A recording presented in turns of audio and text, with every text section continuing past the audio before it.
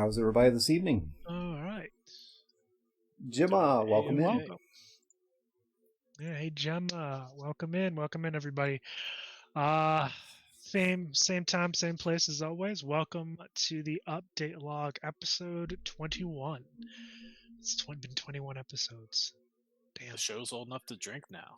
right? We're old enough to Ooh, get to drink. that sounds like a Um, challenge to me. ah, I And mean, that's why today we're all going to be taking shots as we do the podcast. oh boy, that'll go off the rails real quick. I Um. was going to say I'm ill-equipped. Sorry. But yeah, welcome back to the update log. This is episode 21. So let's see who we got in the audience right now. Gemma, Harper. Let's see who else. Got a couple other folks. Welcome in, everybody. Thank you guys for joining us as always. Today we're actually going to jump right into a topic that is it's an important one. You guys think it's water? I've been drinking every stream. I mean, I don't know, Matt. With you, it's toss up. It's an odd or even for sure. But we already know what Greg's drinking. It's always coffee, pretty much. It's always some caffeine. I am actually drinking water. Well, and I have some Mean Bean as well. See, it is some kind of caffeine. We're gonna jump into the topic today of inclusivity and representation within gaming. I mean, we're starting to see that discussion. We've seen it start to come up over the last couple of years. Moon Girl. Moon Girl, thank you for the 4-month sub. Welcome to tonight's show. And so now that the topic's out there, inclusivity and representation within, in our particular discussion is going to be gaming. I do want to preface a couple of things. First of all, what the three of us say are our own personal ideas on the topic and do not represent the studio as a whole. And let's keep it civil, as always, because this is definitely a hot button topic. We're here to Wow. discuss. And, You just took all my content away. and chat. I mean, say your piece, but keep it civil. With that said, okay, so we're just gonna, I guess, dive right in. Inclusivity and representation. And for those of you guys who don't know what that topic is pertaining to, it's basically, and this has been across all media. It's basically having characters or stories that are more varied in the scope of the characters, characters of color, male or female,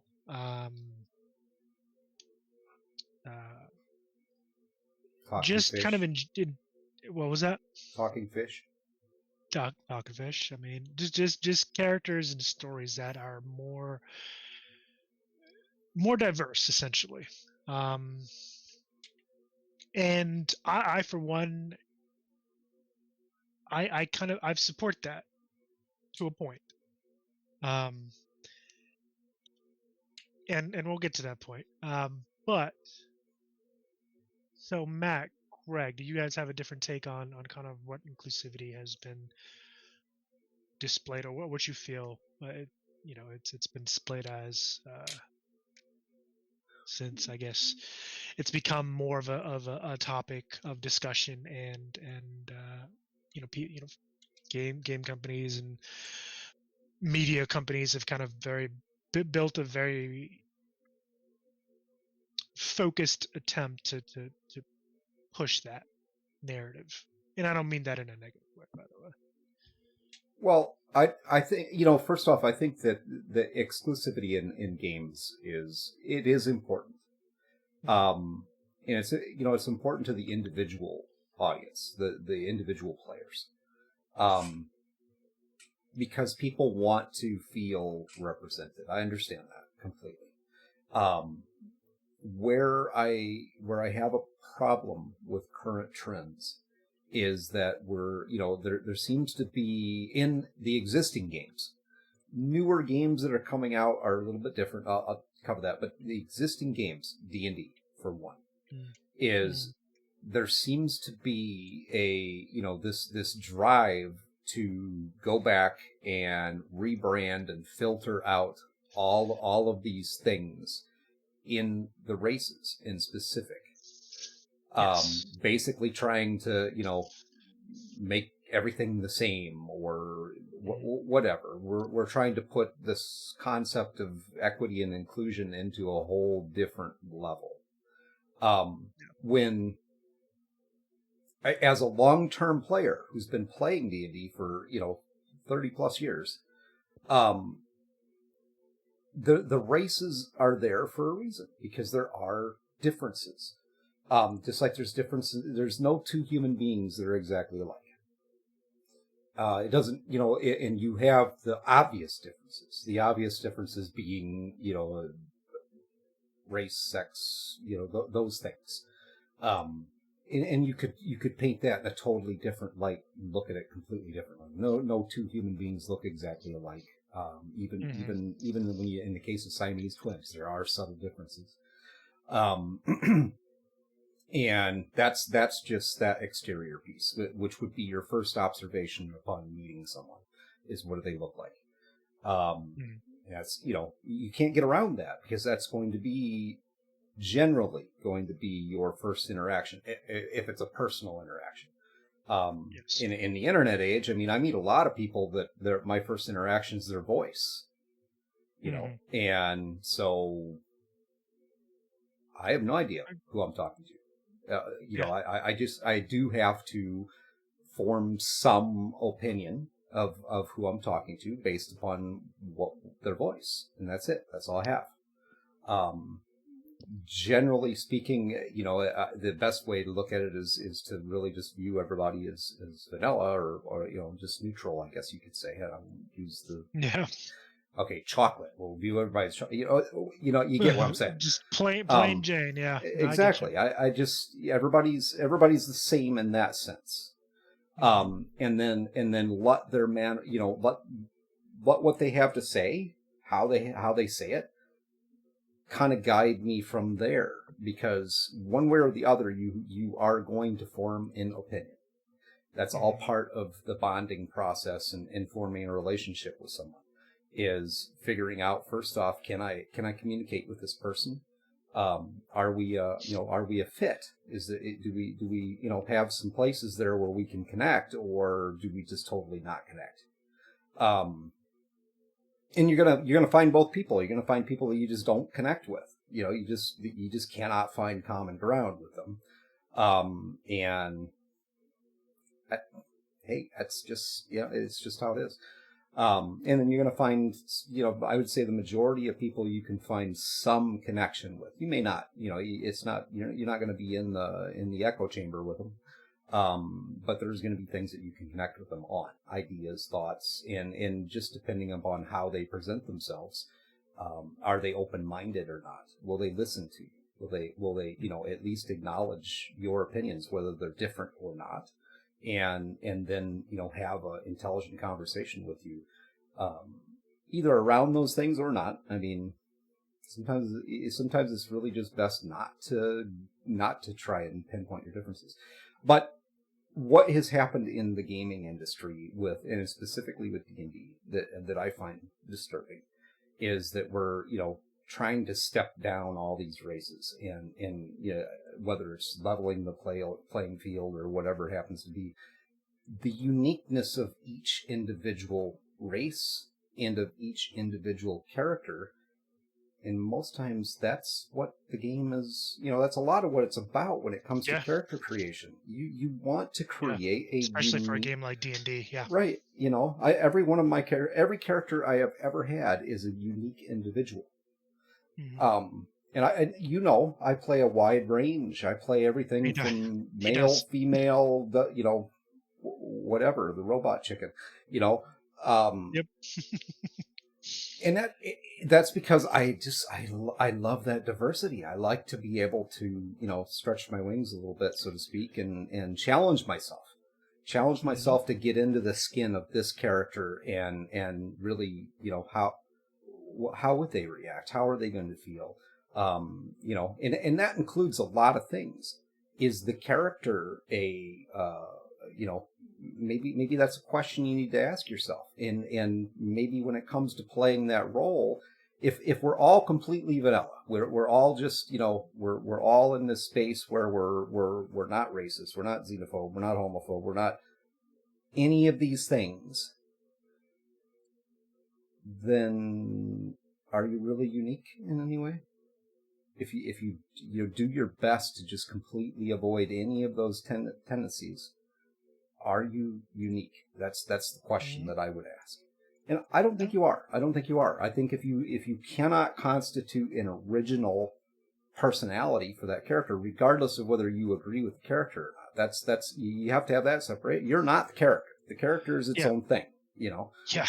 Yeah. Um, Yep. Create I that completely agree. separation and then just play your character. You may end up hating your own character. Hmm.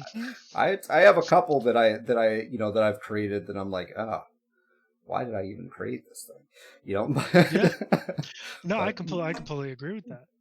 It's just, I think that there is that aspect of it where there there should be a healthy separation between the player and the character. And and I feel very strongly that should be left up to the individuals. I think Mhm. that should be left up to the group, the individual players and the GM, to make those Mhm. decisions and to decide what they will allow and what they will not allow. And that's completely up to the group, in my opinion. Mhm. If you're a DM out there and I know many people. Okay, let's touch on this one.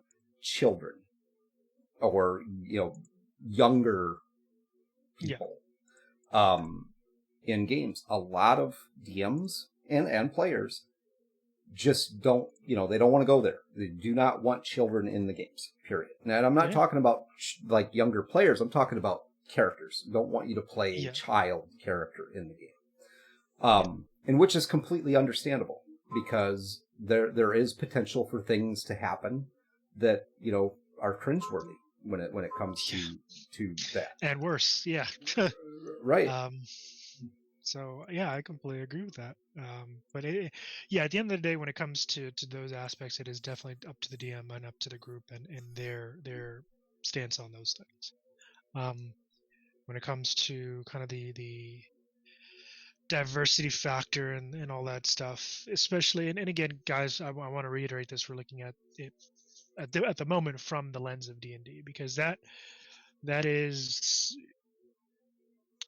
where not where we're it's not where we're only seeing it in terms of media, but for us and kind of what we look at mostly, and kind of where our lens is and where we kind of focusing on, based on our professional um, lives and things like that, is a game like Dungeons and Dragons where you could be almost damn near anything, and I completely agree with you, Greg, in the fact that the pruning of the uniqueness and the depth of the characters and the races and the lore within the world. And I'll give you guys an example. I don't know if the audience is aware. So Spelljammer was an old, I want to say second. I mean, it was there from second and third um, edition, and I think I'm pretty sure they were in fourth edition as well. So Spelljammer is a particular module within D&D that has existed for a number of editions that takes the players to the outer realms. Basically, it's like D&D in space, essentially. And the most recent edition of the Spelljammer like campaign, there was a race. I can't remember the race off the top of my head, but there was a race that part of their lore was that they had slaves. And I know that that's a big deal. There were people up in arms about it, and for me personally, I Wait, don't care.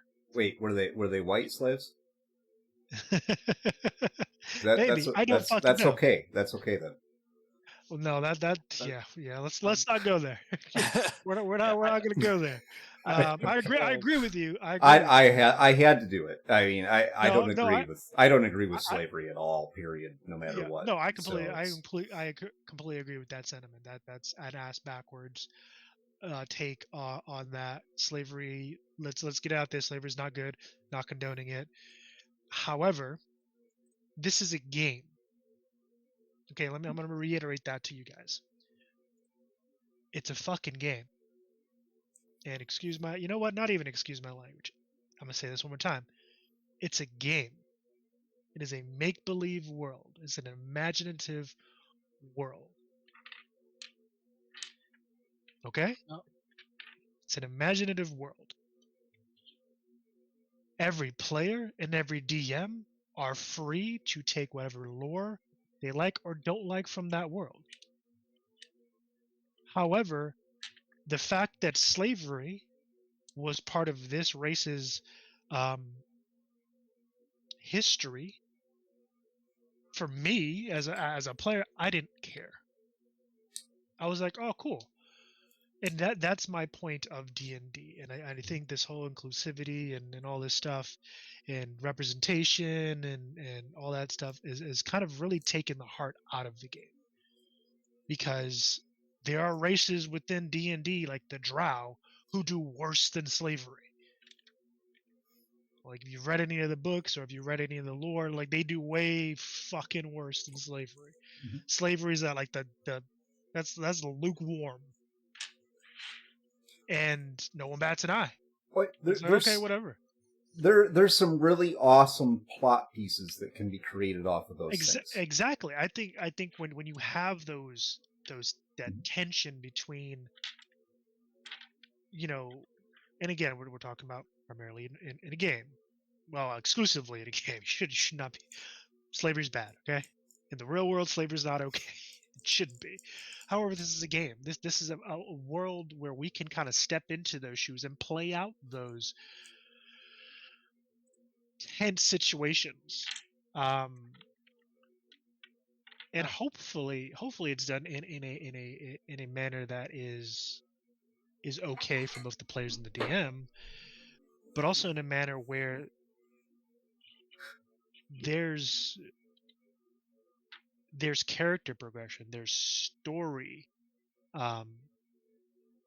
progression, there's a sense of risk and reward and tension, and then there's that eventual triumph. Yeah, Moon Girl is I just real quick. Moon Girl is presenting some really good points with the comments in the chat there. Yeah. And revolving around not wanting to acknowledge or have real world events or scenarios involved in their RP or in their story. Yeah. And again, I agree. That so Moon Girl says basically, I get why people can be upset by real world events and scenarios can happen, but just eliminating those scenarios also ignores real world problems. Mm-hmm. People want to forget that these scenarios happen in real life, but that just ignores history and the point.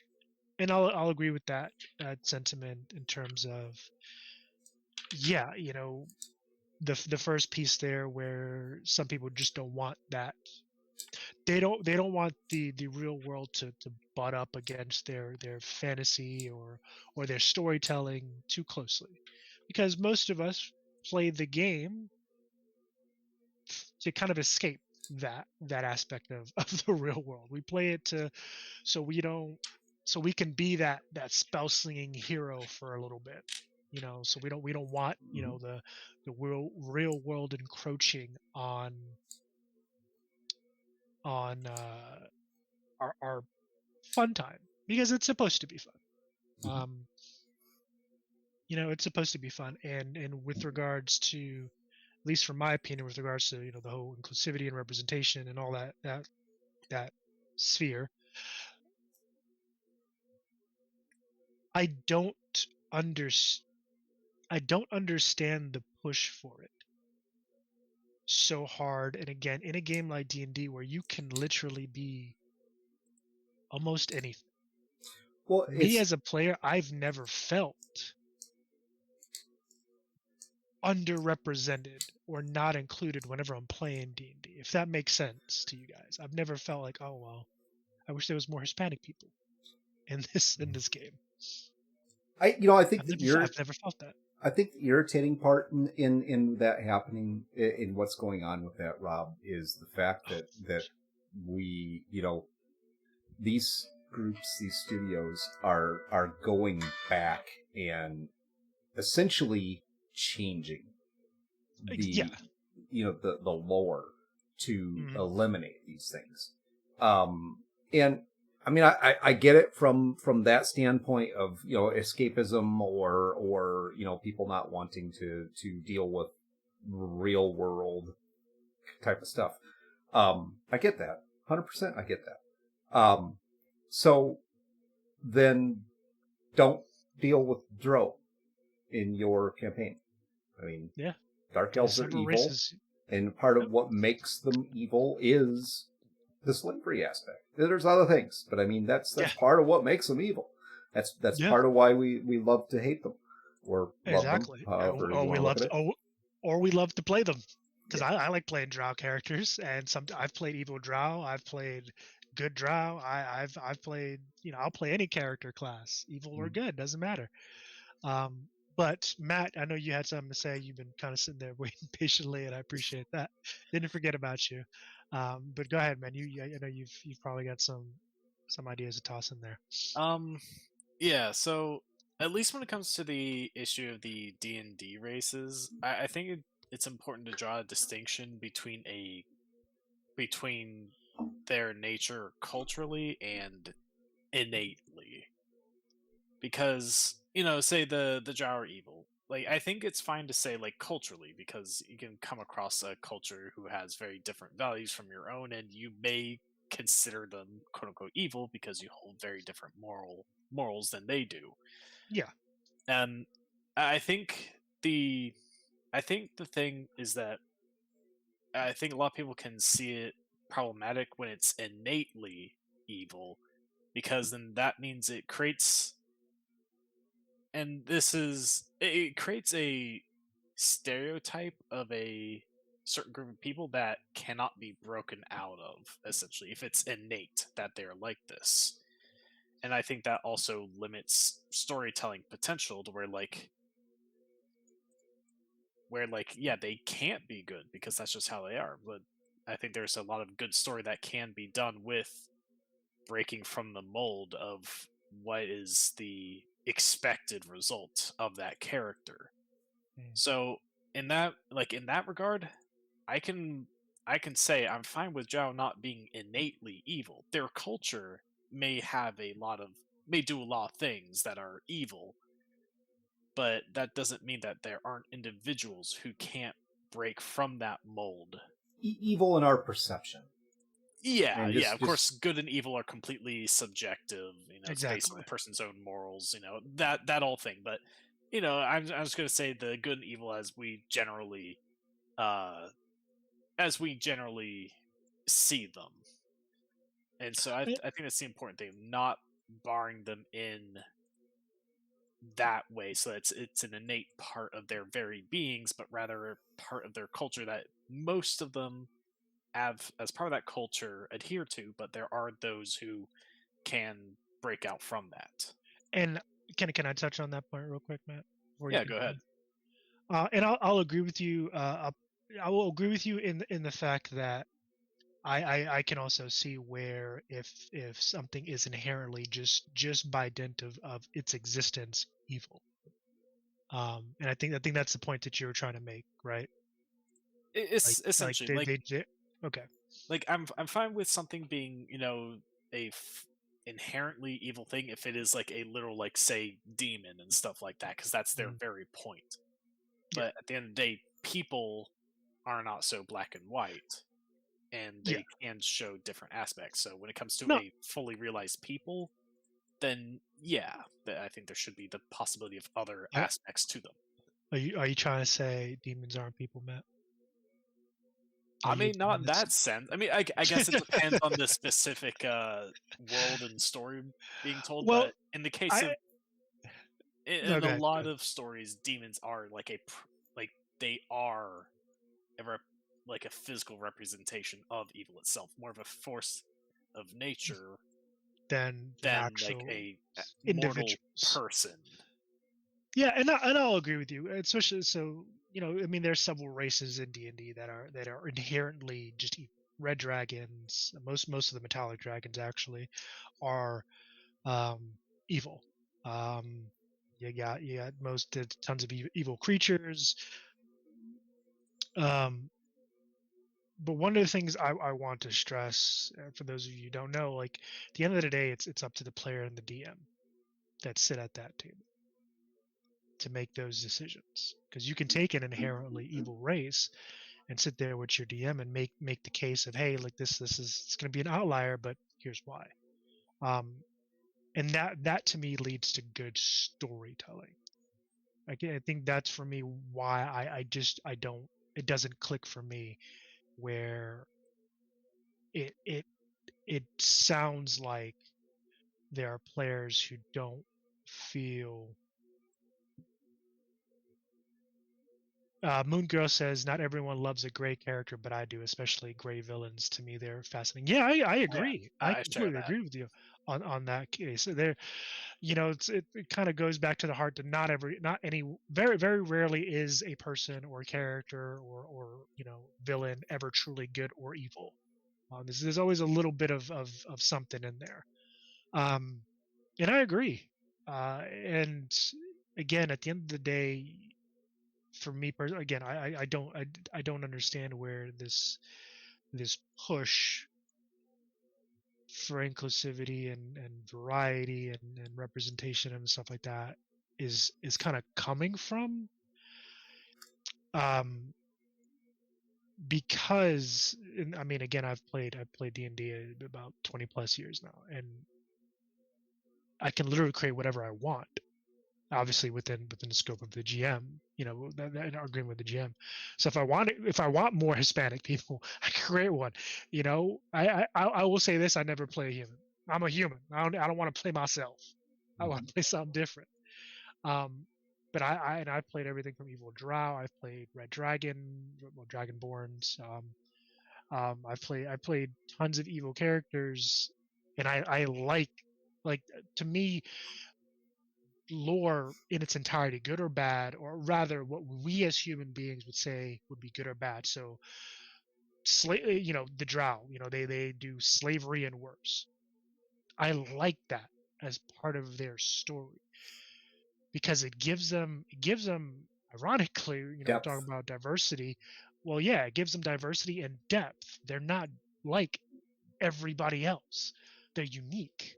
Same thing with orcs. I know there was a couple of articles written about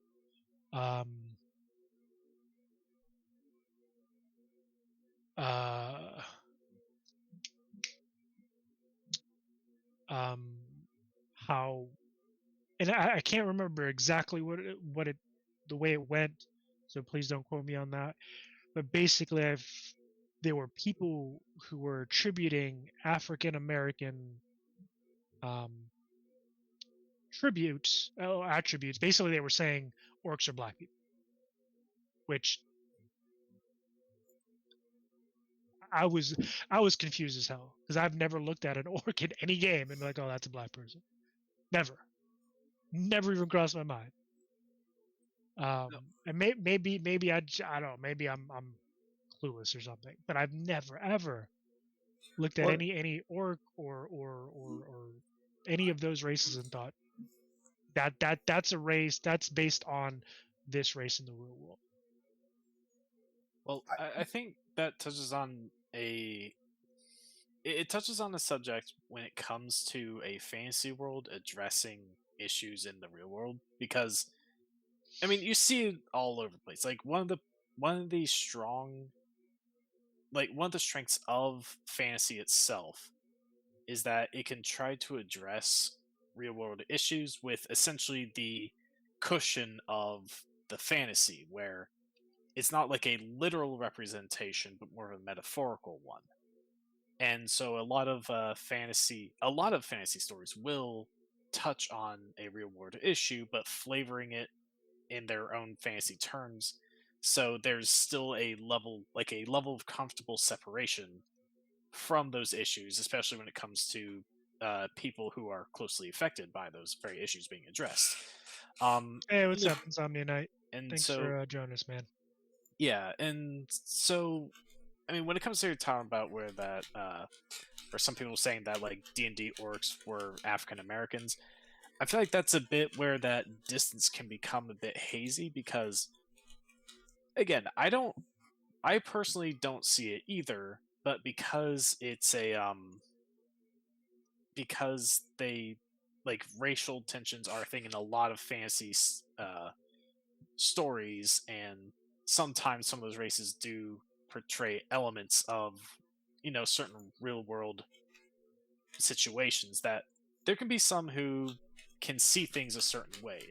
Again, like it's because they're taking a metaphorical stance on a lot of these things that it can be understood in more than one way.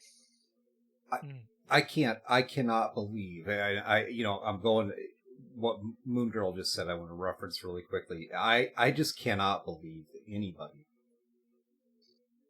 took a statement like that and as a game developer took a statement from someone like that, whether wherever it's at, Reddit or wherever. Maybe it's a group of people who made the statement. Like, I just cannot believe that any game developer would take that. And they obviously did, but they took that statement and said, "Hey, you know what? You're right." I mean, really, Yeah, Yeah, the orc one is definitely a bit of a stretch, and if Moonville is correct, where it was a white person who said it, then maybe that's a bit of nah. But like, there are certainly a lot of cases where these fantasy races do represent a certain ethnicity. Like I watched an anime I watched a while back had a group of people who had been enslaved. It was like the setting was kind of like Middle East inspired. It's like Egypt and stuff like that, and they had a lot of slaves that essentially came from a land very similar to Africa. Naturally, their skin wasn't black. They portrayed them in a different way, but it's very obviously that they were meant to represent African Americans. But again, the issue of the racial tensions and the slavery there is softened by the fantasy aspect. But they certainly were addressing a real world issue in the story with it. Yeah, and here's the thing with that, and we've mentioned it a couple of times here. But before I continue, I want to bring forward some of these statements made. Moon Girl was on the topic of the orcs, being compared to African American situation. Moon Girl said, with that statement, I would want to know who said that orcs equal African Americans. Unfortunately, if it was a white person, they don't really have any sway to really make that connection. And I agree with that statement. Very disingenuous. Very disingenuous. It's like if they're not offended, why the fuck are you offended? Yeah, I mean, there's certainly a lot of takes that are a reach, and I think that's probably one of them. And Insomnia Night, you hit the head on the nail for me. It's like there's a lot of people out there who get mad for other people who don't give a shit. They're like, yeah, I'm like that. I didn't even put that together with that. I mean, now that you said that, I can't kind of unsee it, but I wasn't thinking that way. I don't care, and that's kind of where I'm kind of coming from. It's really easy to get sucked into these social topics because they're heavy. It's a tough. Well, it's a tough conversation. And that's kind kind of why I've actually been wanting to bring up this topic for a while, ladies and gentlemen, because it's I something have we're not, seeing. but yeah. It's something we're seeing quite a bit in our video games, in our TTRPGs, in media, and it needs addressing. And to the point where it's been said a couple of times here, where you have real world situations um, being brought forth in games, in the gaming communities in terms of the creative pieces. And you shouldn't be surprised, because as a creative, as a creator of something, most people who write or create something can only do so from not necessarily their own experiences, but the experiences that we have as the human race. Like, you can't write about something that you don't know. Does that make sense? Like, you can't pull something out of thin air Well, you can, because no, really, you can absolutely. It's just the difficulty is, how do you make it make sense, not only to yourself but to other people. Okay, yeah, I think that's a better way. That's kind of where I was going with that. Like, most people write about what they know, and again, what Greg just said, they're trying to make it make sense. They're basically trying to put context on it for us as the players or the moviegoers or the readers of the books, for it to click. And oftentimes there are going to be overlaps or mirrors of what we have gone through as a human species in the real world. And for me personally, I don't have a problem with that. I don't. I'm okay with seeing the ugly side of a story, because that and again, this is just me here, it makes it a good story. It makes it a compelling story. And I'm trying to understand why that's such a problem. Well, I'm going to one quick statement for you guys. If there is, I'm not aware of it. I would start out with that disclaimer. But there is a reason why there isn't a Care Bears RPG game. I mean, not that you know of. Not that I know of. Yeah. Who knows? I mean, it might be out there somewhere. It's in development, Greg. Don't worry. Yeah, but yeah, go ahead, Matt. So I think a larger part of it comes out when creating a world is how much you want. Like, when you're creating your fictional setting, is finding the balance between realism and escapism.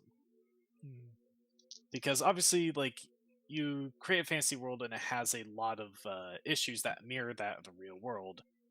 That does lend to a kind of believable world in some ways. Like, you have fantasy races, like, and then there's tension among those races. Like, it's like in the Elder Scrolls world, there's the tension between the races of man and the races of the elves. There's a lot of racial tension in that world, and that in one part makes it believable because it somewhat mirrors our real world. But there's also those who may desire a story for more escapism, where especially those who deal with those issues a lot, where they just may want to get away from it, and so they go to a world where these things aren't a problem, and so they indulge in the escapism of it. ESO has some really awesome bridges in it, though. And what I mean by that is some of the story content, you are absolutely spot on with that, Matt, but some of the story content is couplings of, like, Khajiit characters with elves and humans. So I do think that particular game has some really, really neat characteristics when it comes to skooma. When it comes to those social aspects. Yeah. And that's the thing. Like, you have And Moon, yeah, that's right, Moon Sugar. Like that's the thing in those stories, in those worlds like ESO, D&D. I mean, you name it. There are those bits of tension and racial tension and racial divide. And I mean, hell, in fucking ESO, there's Khajiit are essentially drug dealers. Like everyone looks at them like a bunch of fucking drug dealers because they somehow created the worst drug in that universe's history. Don't And don't their houses like remind you of like a drug den? I mean, come on. yeah, I mean they look like crack houses. Come on now, let's be honest. They look like crack houses. That's Khajiit has wares.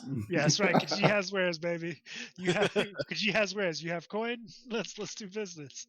Like Yeah, they even sound like fucking like shady ass dealers.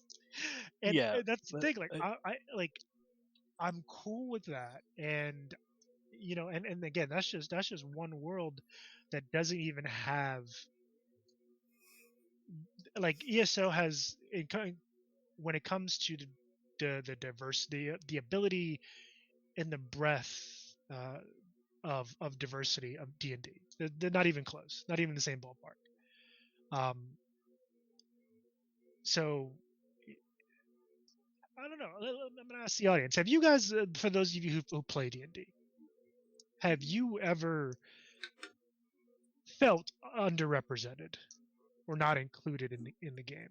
Like personally speaking, I should say. yeah, it's like I got an answer to that question because I don't think that there are enough old white male characters. yeah, I feel like when it comes to me and Greg, like we've never had to feel underrepresented in anything, so it's a bit like weird for us to try to speak too much on that topic. But like I recognize that I play a like female character, by the way. representation is an He important does. factor to a lot of people. Uh, Sorry, Moon Girl. so like I think there's a strong power in being able to relate to a character, because when you're able to see a piece of yourself in a character, you're able to get more invested in their story.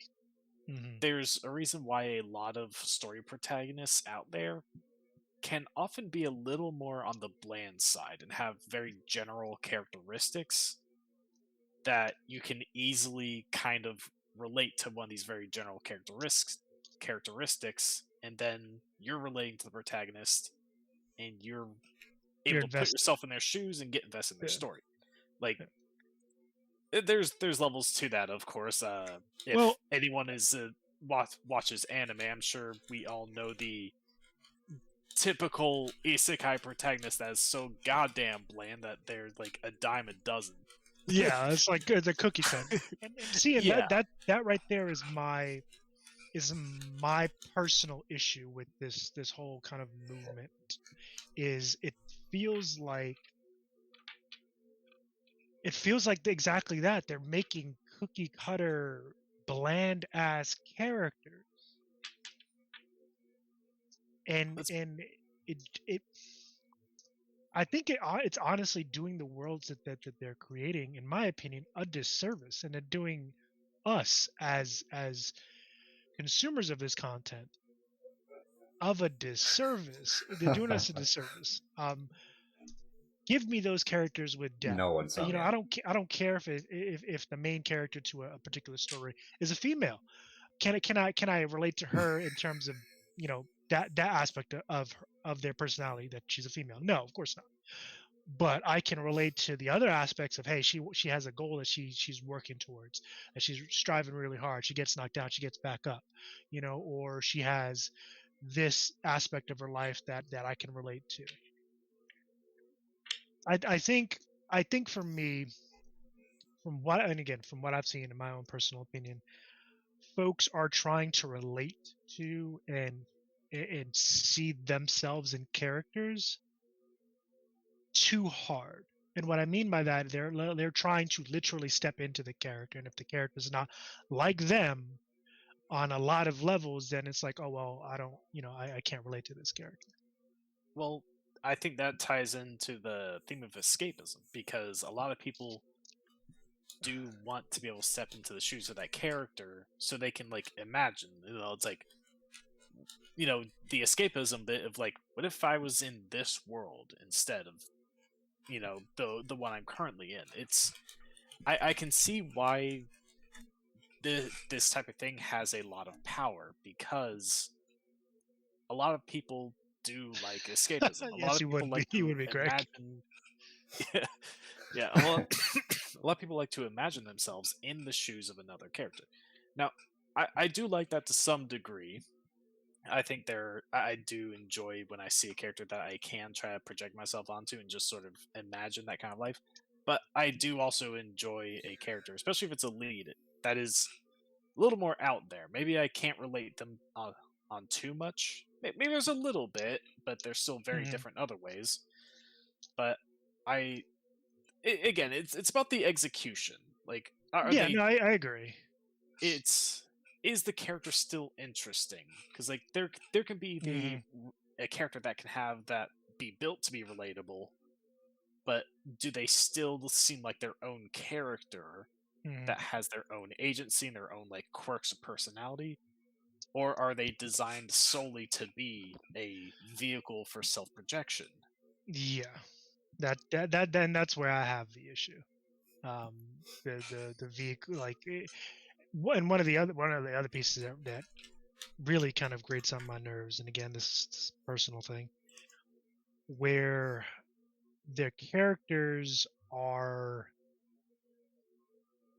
I mean, the best way I can put it, they're just tropes.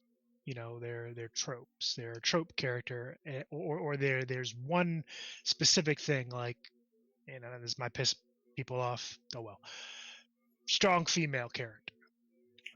I think we are like right on the pissing people off edge tonight, riding it. Like, Yeah, we're riding that edge, baby. Let's go. We're towing the lines, and we're trying Yeah. to treat this topic with Well, as I'm much trying to.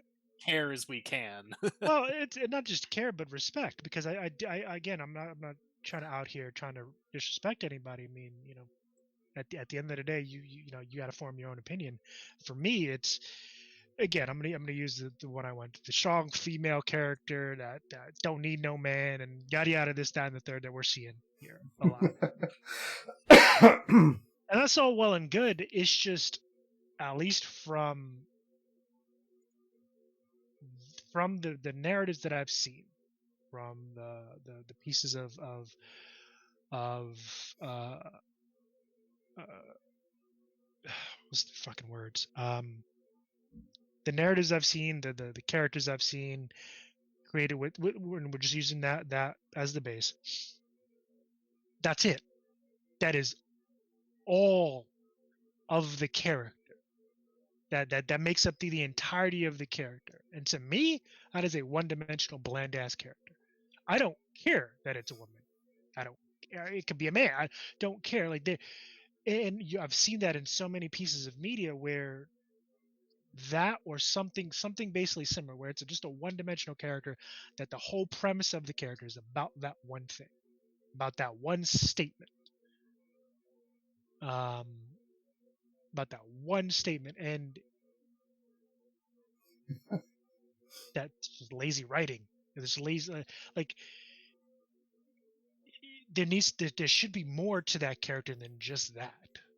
Should be more to that character than just that aspect, whatever that aspect that that the creators decided to highlight over all others. Yeah, And I've seen that way too many times, and it's like, what's the point?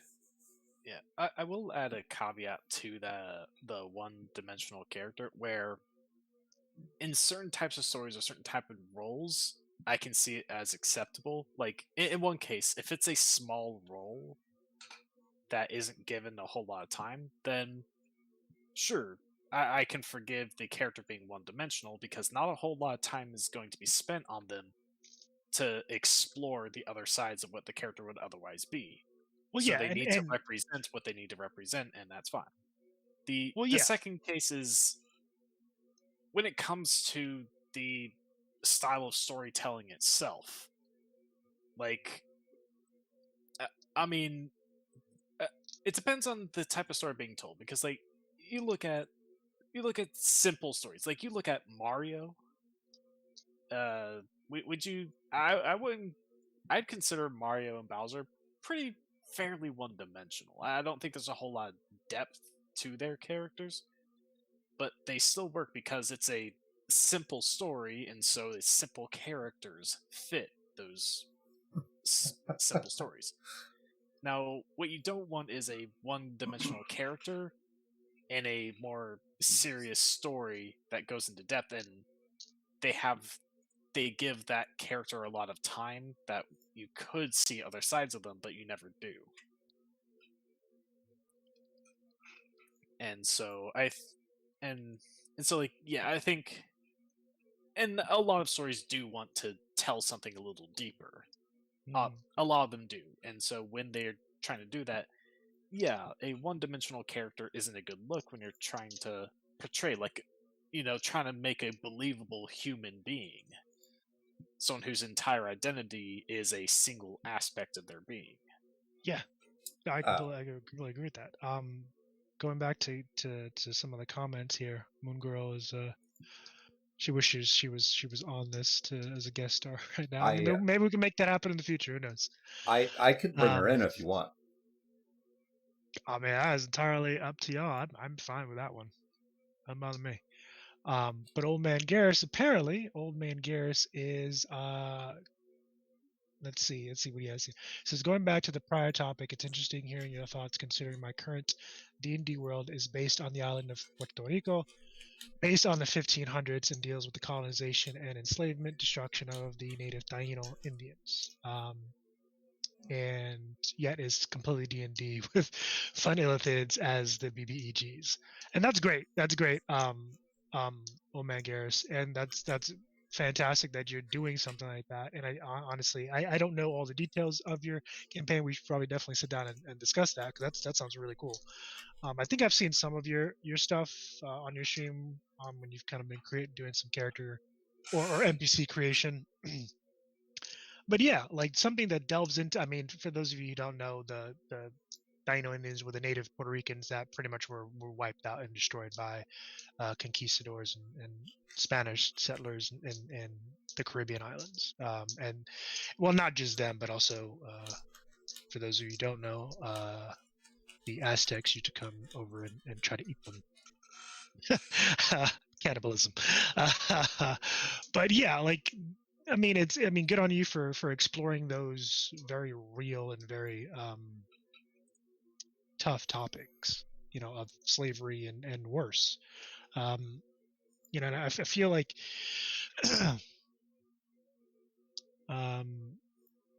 that when it comes to that aspect, again, I mean, it goes back to the inclusion and representation aspect. I feel like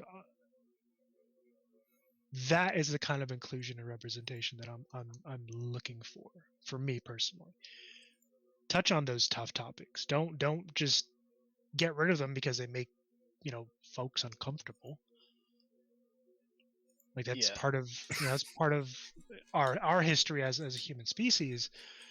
But again, let's step back over that line into the worlds that are created, in D&D, Faerun, the Forgotten Realms, the racial tensions between Drow and pretty much everybody else, or Orcs and everybody else. That's good. That's good world building. That's solid, tension. That's depth to a world. And it feels like in trying to be inclusive and representative of the players, they're like creators are blurring that line where, well, we can't put the topic of slavery in our lore because slavery existed in the real world. Like, no, there's a line for a reason. Yeah, again, it just boils back down to the topic of realism versus escapism, and the people saying that they'd rather avoid the topics of slavery in their fantasy game. What they want is the escapism, and that's what that's what they want, and that's what Dungeons and Dragons is, going towards, to to kind of go over more towards the escapism side, where people don't have to approach these issues. Like again, like part of the fantasy strength is being able to tackle these issues with the cushion of the fantasy aspects. Like Old Man Garrus was talking about, the Illithids as the big bad evil guys in this situation. That's the cushion, because something you often don't want to do is get too real in all of this. No, So I the cushion agree. is needed to be able to address these things, but there are those who would just rather not. They want to get lost in the fantasy and not worry about real world shit and just fully immerse themselves and escape. And See, and I agree with that. I think you should create. I think you should create the opportunity for the players and the dungeon master, GM, whatever they're called, whatever the particular game is. I think you should create, or at least leave the opportunity open for them to decide for themselves. Because I mean, there are certain instances, there are people out there who like a sense of realism. There are games that are created with the mechanics and the lore being, I mean, specifically designed around a high degree of realism with a sci-fi or fantasy aspect added into it. Yes. So I just, that's just one spot that I understand perfectly what you're saying, Matt, but I think there's definitely an objective opinion there that is important. Because there are people out there who desire that. So when you're creating a game and going through the creation process, I'm not saying that you should create the game itself to be geared towards totally a sense of realism, but I do think that there should be a good, healthy blend in there so that people can make their own choice and make it obvious that you can make your own choice. And for me, with regards to kind of the D&D aspect, is it feels like I think you mentioned this earlier, Greg, where they're going back and just redoing the lore that's been established on a lot of these races. Like it's established lore that's kind of being removed.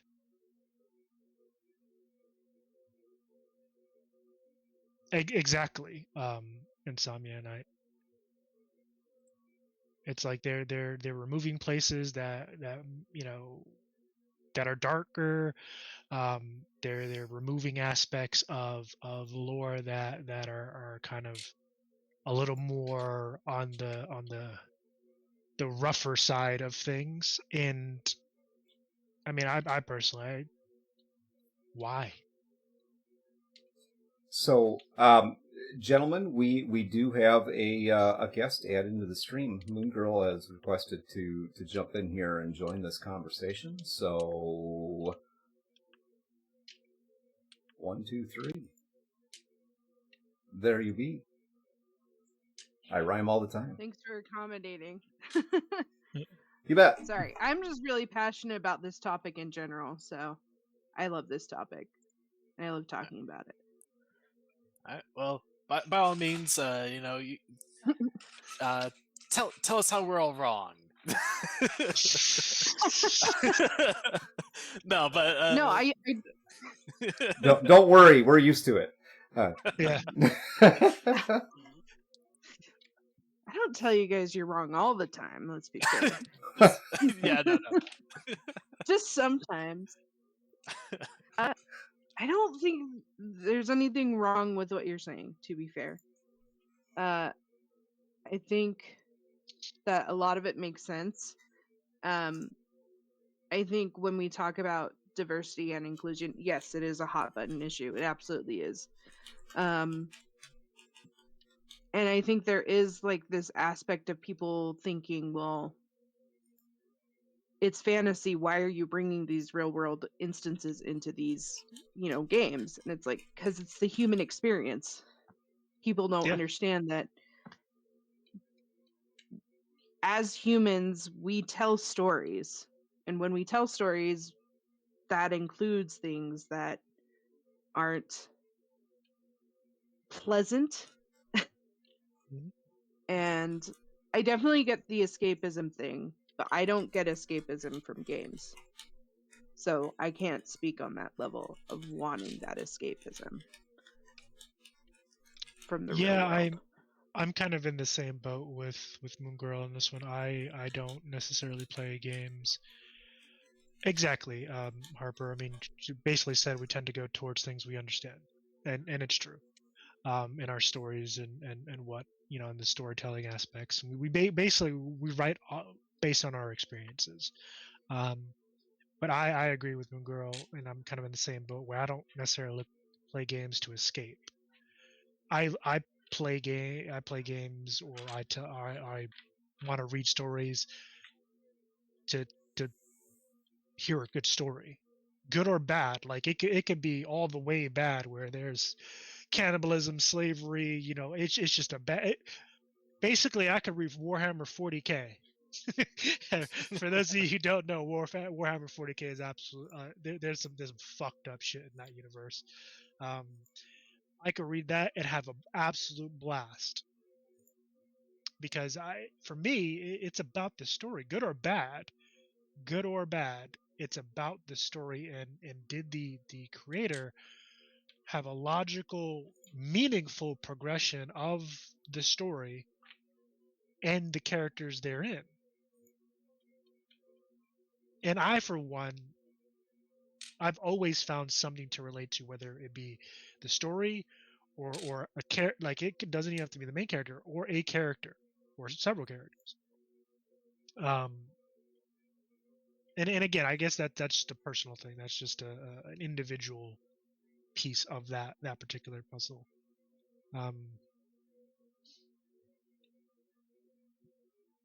So yeah, I'm in the same boat with Moon Girl. I don't play games to escape.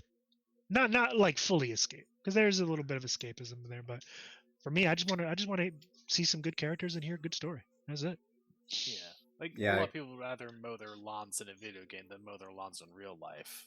Yeah, right. Lawnmower simulator, Right. car wash simulator. It's The so much power- yeah, easier the to power do wash. chores in a game than it is in real Right. life. Wow, that's enlightening. Now I have, yes. Now I understand.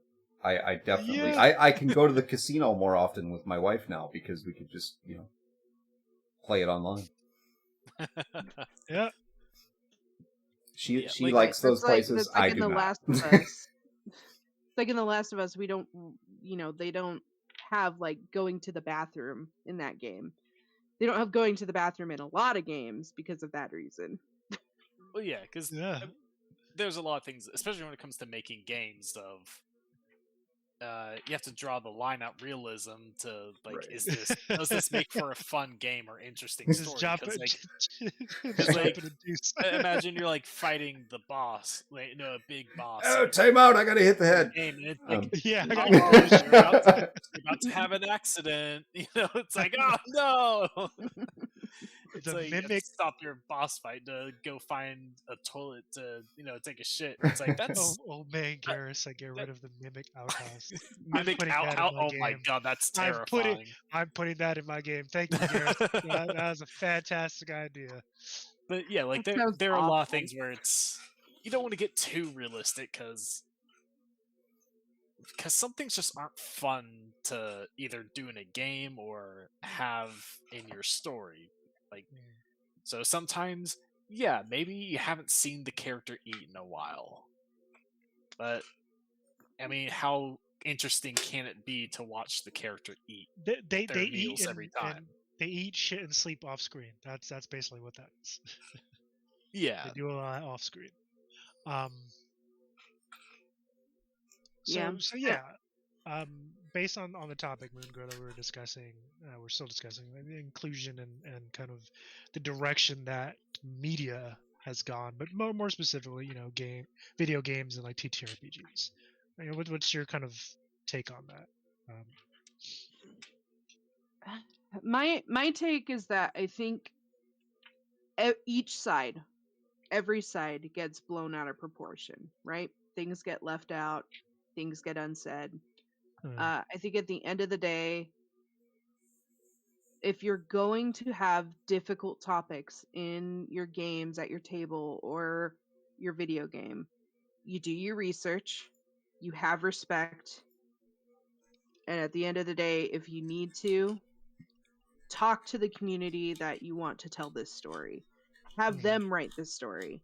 Have them tell you, you know, what would be the best case scenario for this topic. You know, you can't talk to people who haven't had that lived experience and put it in a game and expect it to work if you don't do the research and you're not respectful.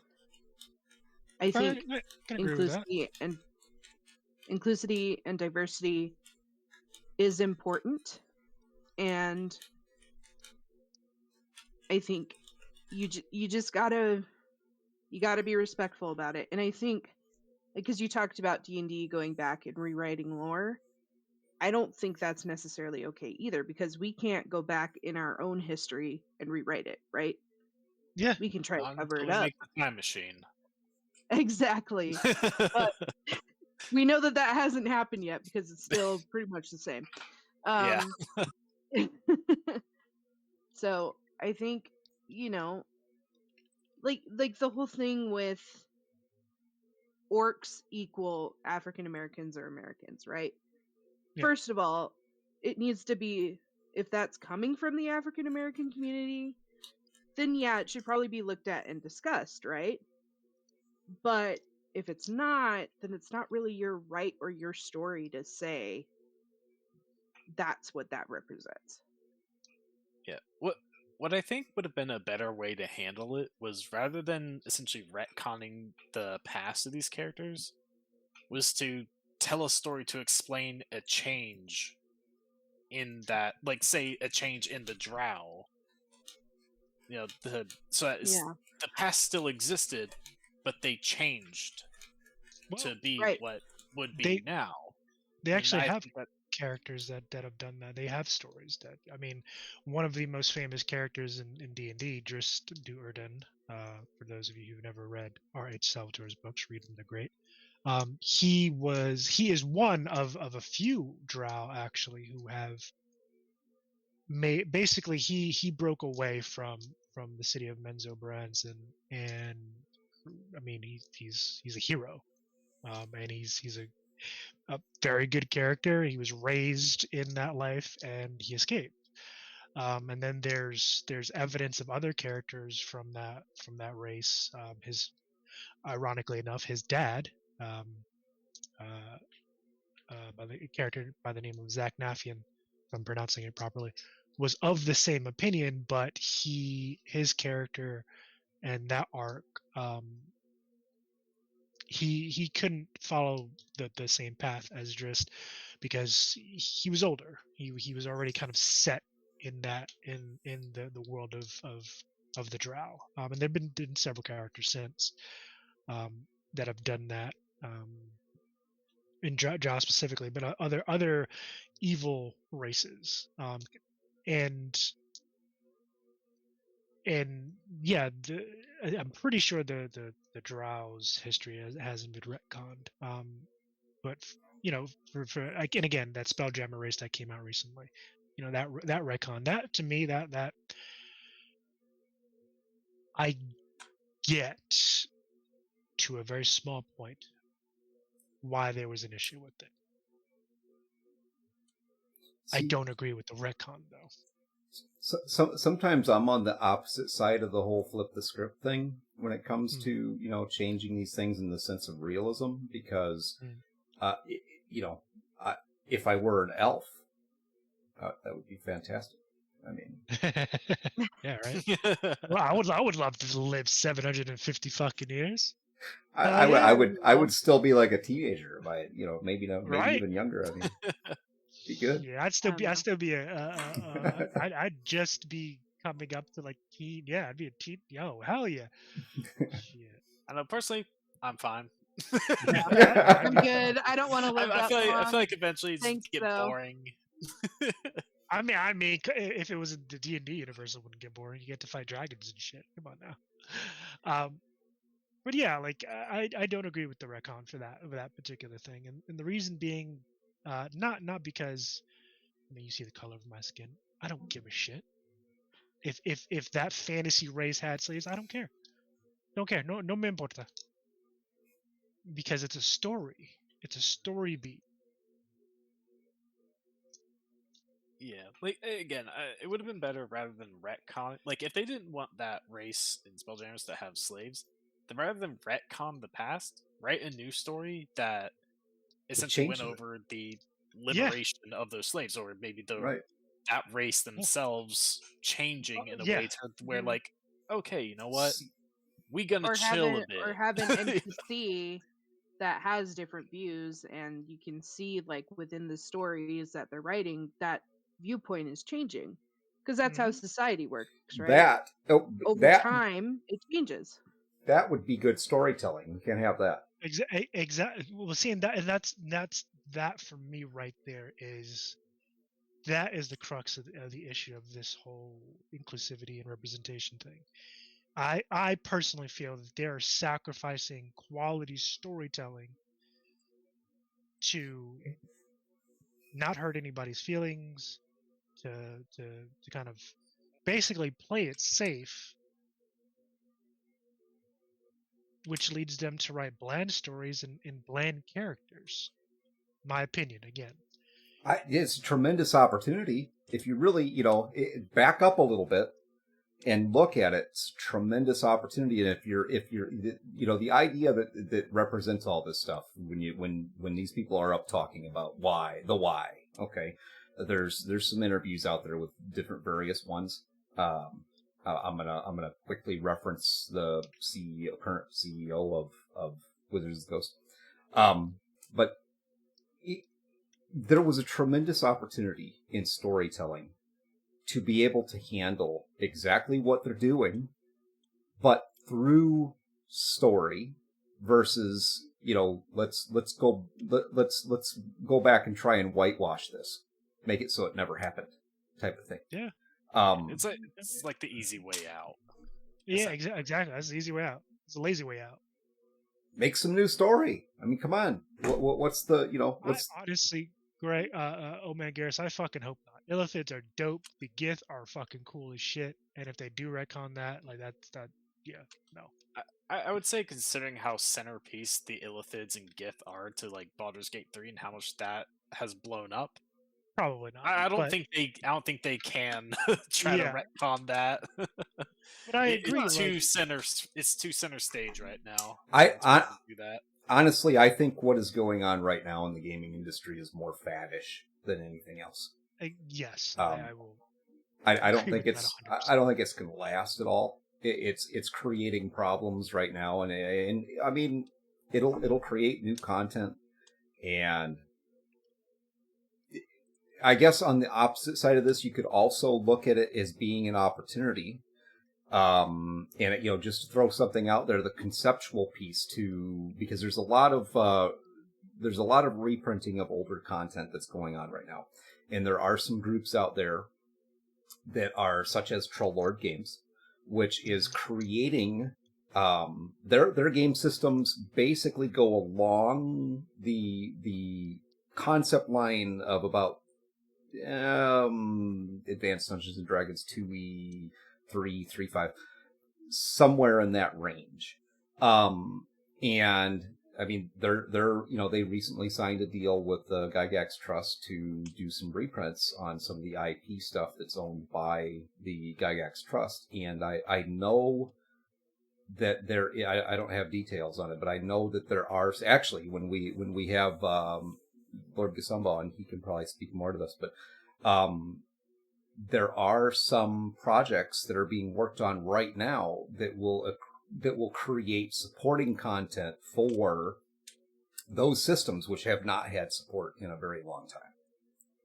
So, that's an opportunity, and it's an opportunity that's created in essence by some of what's going on right now, because people are, because such as Wizards, they're manipulating this, doing this with the system, and taking all these things out. Well, these are people that have been playing for a long time, such as myself, that we're very happy with the way things were on those systems. We like the idea of having that diversity in there, that a full wide range. So And that's the ironic part about it for me. Now I'm sitting here and kind of listening to you, Greg, and that last bit you put. That's the ironic part about it is they're talking about inclusivity and representation and all this stuff, but they're making their stories very one-dimensional. They're making their stories very cookie cutter. check the chat, Rob. Oh yeah, no, fucking get me started on that one. All right, don't get me started on that shit. All right, Omenger says, so let's talk about how alignment is no longer encouraged in D&D, or maybe how the animosity between races are there. Yeah, no, Garrus, we're not gonna go there because there's things are gonna come out of my mouth that probably not gonna be good, because I completely 100% fucking agree with you. 100%. Alignment used to be a very important. There were skills built around alignment. So from a mechanical standpoint and a lore standpoint, the alignment of your character was important, and it gave your character depth.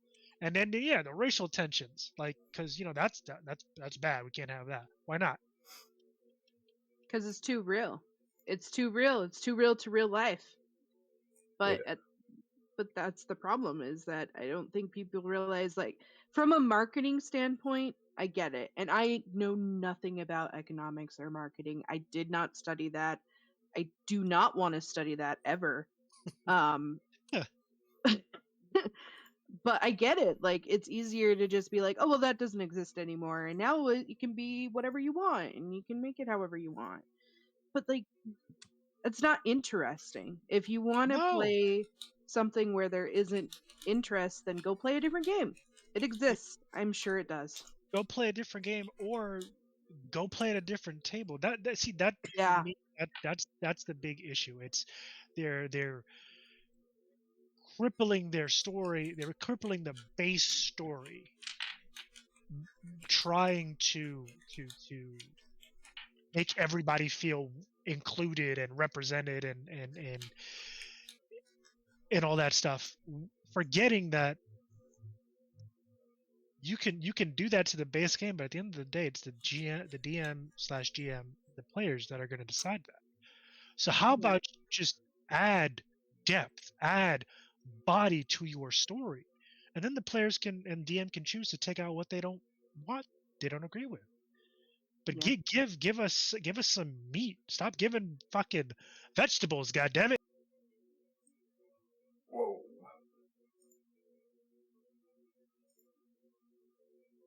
Hold on a minute here.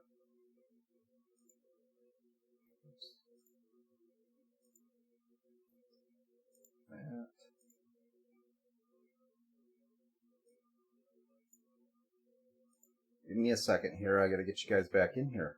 It kicked everybody out.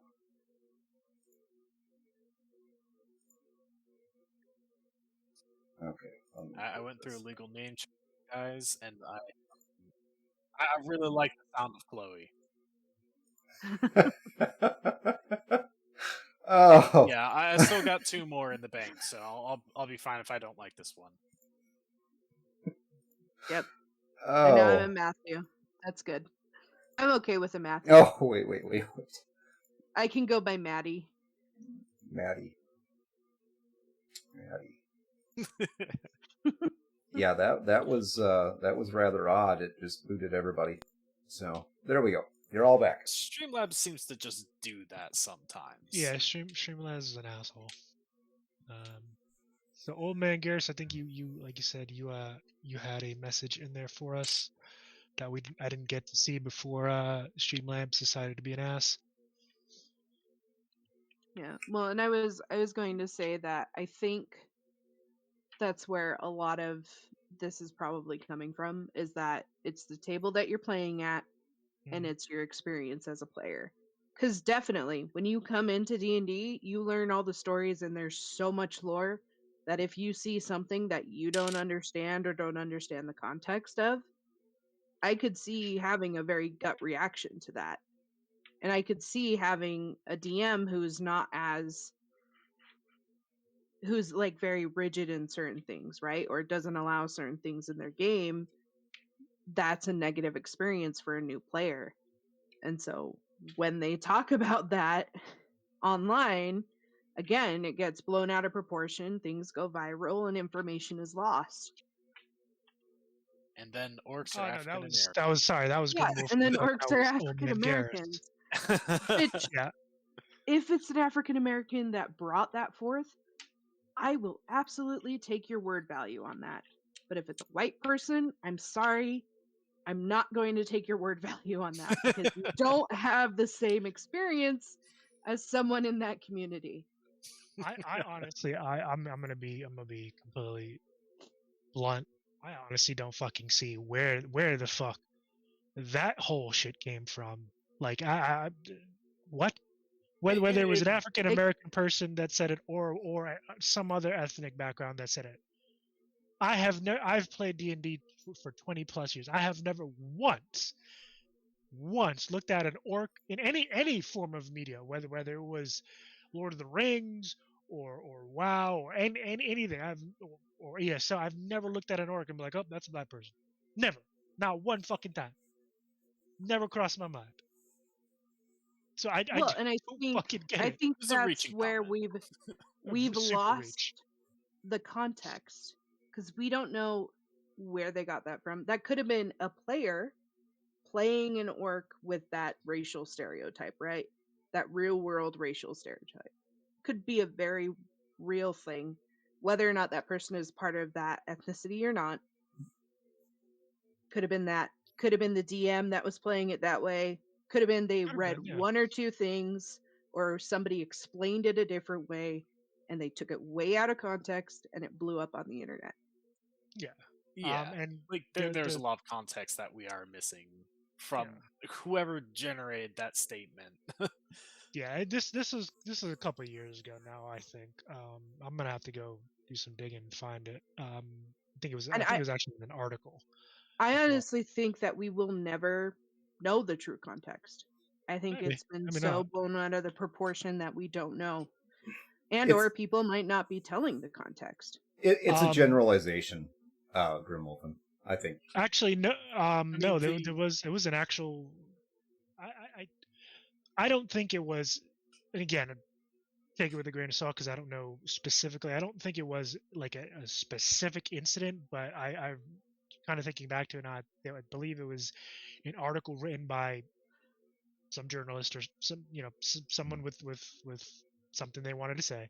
It was an article written that basically amounted to orcs are perceived as African Americans in the D&D community, or at least that's the feeling. I'm gonna have to go again. I'm gonna have to go back and look for that article and kind of put those pieces together because it is for me, like, again, I've never ever looked at an orc and like, oh, that reminds me of a black person. Never. My immediate thought upon hearing that when we really did have some discussion about that is you did not just bring your stereotyping bullshit in my game, did you? I mean, somebody did. Somebody fucking did. We could talk about how harmful that is to African Americans as well to say something like that. And no, I agree. Especially if it's an article. First of all, is that person a player? Is that person African American? Is that journalist actually doing their research? And it's not just a fluff piece to cause, a shitstorm, which it did. Yeah. Grimwolf, and that I think you're hitting on the nail on the head there. It sounds like an artificial outrage for clicks. Going back to what you said before, the snafu with Streamlabs, any type of media becomes bland when they try to be safe, classic, appealing to a wider audience. 100%, that's 1,000% right there. That's exactly what that is, and at least for me, it's counterintuitive because you can appeal to a wider audience by still delivering quality story that has depth. Like, not everything needs to be sunshine and fucking rainbows. That's not how life works. No, it's unrelatable. It really is for me personally, and I think for a lot of people. And especially because you're first of all, when it comes to telling stories, society tells stories based on what they know. Nothing exists in a vacuum. You can't just make something happen out of nothing. So those stories have to be influenced by something. I mean, look at Game of Thrones. It is completely influenced by history. Yep. There's definitely, Yeah. I mean, a lot of the greatest stories are, I mean, Tolkien, Robert Jordan. I mean, those stories were written. I mean, C.S. Lewis. Those stories were written from a particular viewpoint with a particular time frame in mind, especially with C.S. Lewis and Tolkien. They were going through. I mean, they were going through World War One and Two, actually. Well, World War Two mostly, but they had just coming off the heels of World War One. So Tolkien kind of took that experience, that life experience, and wrote what he wrote. It's true, Harping Young. Yeah. Yeah, The fact is, though, that there will always be someone who gets upset by something someone says or does. Not everyone will agree. It's completely true. Yeah. There's a key point in that though, and here's the thing that we've gotten caught up over I would say probably the last 10, maybe even 15 years. We've gotten maybe even longer, but we've gotten caught up in this idea of, I mean, it's important to listen. You need to listen to your players. You need to listen to the people that are absorbing your content. You do. But there's a disconnect there because you need to listen to them, but that doesn't mean that you need to act on every single thing. Yeah. And I think that's where, the trouble starts, is where you get all these varying, views, ideas, things that are coming in, and then you get people in place that start to believe that they need to act on all these things. And that's just not the case. There are, listen, absolutely acknowledge, hey, I thank you for bringing that forward. That's excellent. And we will definitely keep that in mind for future use. But this idea that somebody's going to put an article out there or whatever, they're going to create this stereotype around orcs or whatever the situation is, drone slavery or orcs being, colored people. Why would I personally, as a game developer, I wouldn't. Thank you for letting me know that. I mean, I will definitely, that's going to be right here now going forward as I deal with this, but I'm not going to fundamentally change that race just because one person or one small group of people decided that they felt a particular way. You do whatever you want in your game. I'm just creating a baseline. I'm creating a baseline for you to use your imagination to play this game. I'm providing a baseline. 100%. Yeah. 110% agree with that. Yeah, like I think if it's a large enough piece of the community saying something, then it might be something worth acting on. But if it's a small piece of the community, then it very well might not be worth acting on because you can't please everyone. No. Nor should you try to. It's impossible. Nor should you try to. And this is something taught to me by one of the first game companies that I worked with. A game called Kingdom Death Monster. The owner, a great guy by the name of Adam Poots. And we were working together, and he told me basically, I'm going to create the game that I want to see because I've been wanting to create this for years. And he listened to the audience, the players, and stuff like that. But he's like, at the end of the day, I'm gonna take their feedback, obviously, but I'm gonna create what it is that I want to see come to life. And I think all developers need to take that stance because you're not going to please everyone. Like Matt just said, and nor should you try to. That is a lesson in futility, and I would even say a lesson in madness. You shouldn't try to please everybody. Create what you want to create what you want to see put out into the world, and also what people want to play.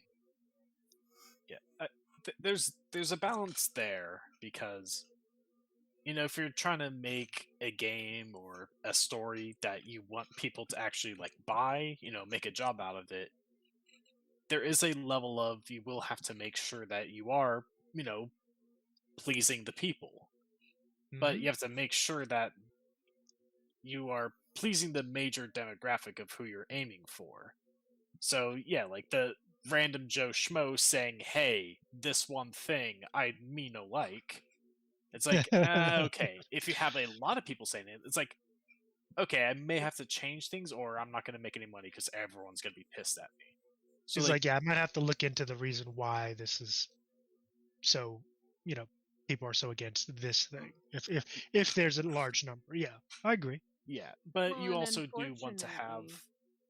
unfortunately- Go ahead, Chloe. I was just gonna say, unfortunately, diversity and inclusion has been capitalized. It's no longer about diversity and inclusion. It's about making money. Yep. Yeah, And that's the sad part about it. Yeah, because you can see a lot of these characters that represent diversity, but you can tell that they're put in there purely for the diversity's sake, and it comes at the cost of them feeling like a real character sometimes. Because Yeah. again, like what we talked about before, where a lot of times these characters end up one-dimensional, where they're what makes them the diversity piece, whether it's skin color, gender, or whatever, becomes their sole defining characteristic.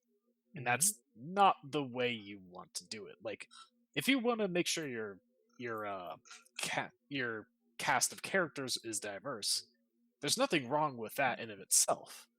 But they still need to feel like human beings beyond just what makes them different. But it needs to make sense in the story.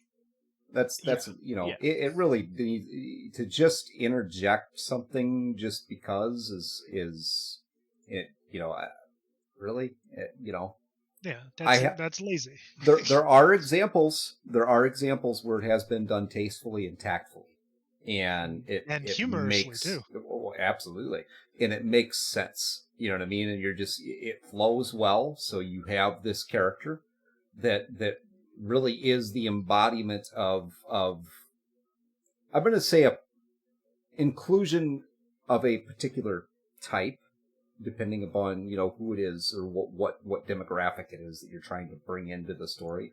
And there are definitely examples where that's been done really well, and it makes sense and it's smooth. But then there are other examples where you're it's just like, what is going on? Well, and that goes back to who's making the story too. Is that person who's wanting to include that aspect or that culture? Are they having people who represent that culture writing with them, creating with them? It goes back to that. Like, I love diversity and inclusion, but I do think that when there is something created for a certain demographic, it's created for a certain demographic, and that's okay. Mm-hmm. Everything doesn't have to be for everybody, and that's okay. No. Yeah, and it's important that when these demographics are portrayed within the stories, that they're done so accurately. And exactly, because I think we've all seen cases of a character that's in there for diversity's sake that is a little stereotypical. The joke. And it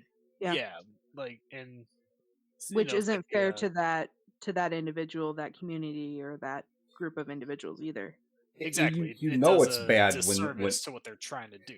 Well, it's bad when the character that gets interjected becomes insulting to the group of people that it's trying to represent. It's like Long Duck Dong from 16 Candles. Funny character, not an accurate representation of an Asian American. I've never or watched even a that, so I foreign can't exchange say. student at that point. What was the name again? Wong Duck Long Dong. Duck Dong. I mean, that just based on the way that sounds, Sounds horrible. it does sound a little stereotypical. Yeah. But like, But it was the 80s.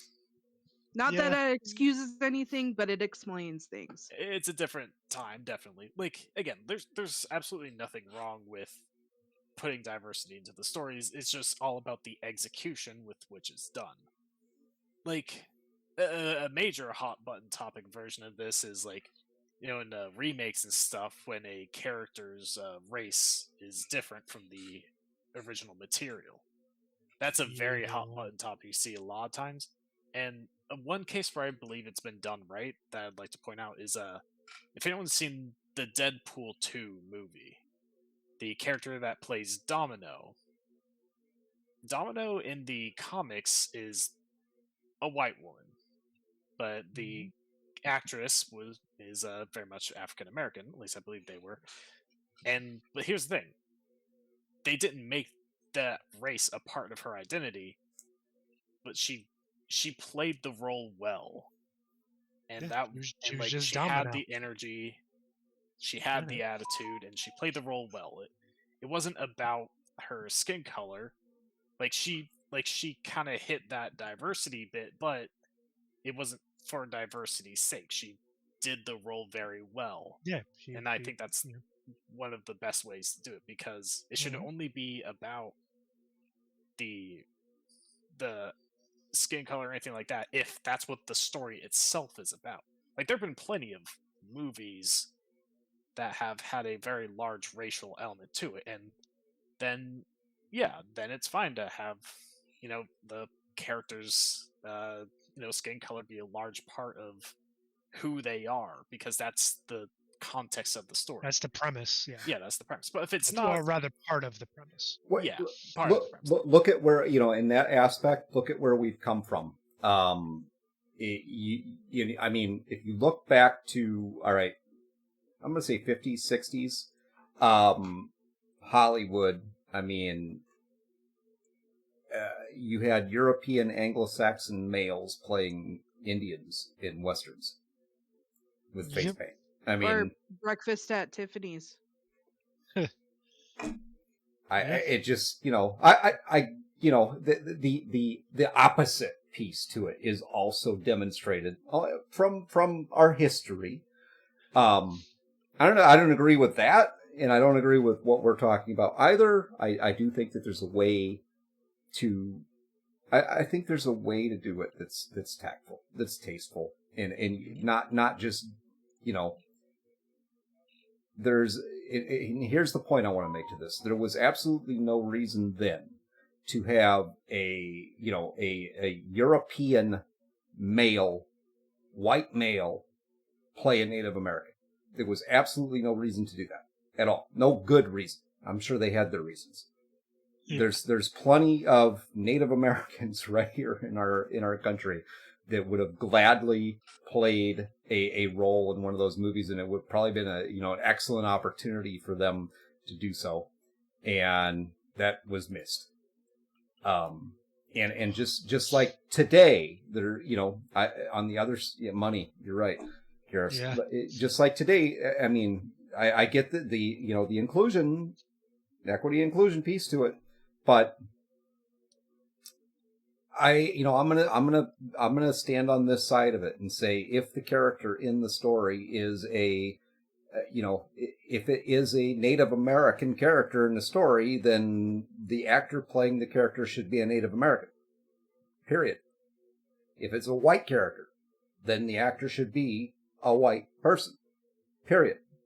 If it's a black character, then the actor should be, or African American, however you want to put it.